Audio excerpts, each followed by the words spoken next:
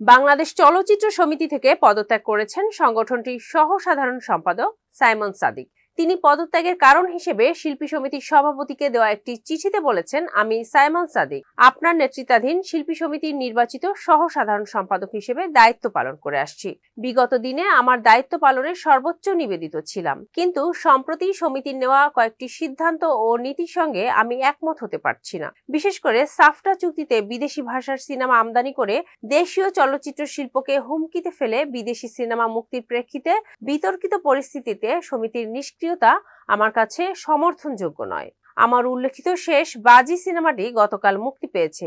একই দিনে নিয়মনীতি না মেনে বিদেশি আর একটি সিনেমা শিল্পী এবং আমার ক্যারিয়ার যথেষ্ট ক্ষতিগ্রস্ত করেছে, কিন্তু অত্যন্ত হতাশার বিষয় এ সম্পর্কে আমাদের সমিতি নীরব রয়েছে। এসব বিষয়ে মতপার্থক্য থাকায় সমিতির কার্যকমিটিতে থাকা আমি অযৌক্তিক ও অনুচিত মনে করছি, তাই সহ সাধারণ সম্পাদক থেকে অব্যাহতি চাইছি। তবে আমি অতীতের মতোই দেশীয় চলচ্চিত্রের বিকাশের পক্ষে কাজ করে যাব।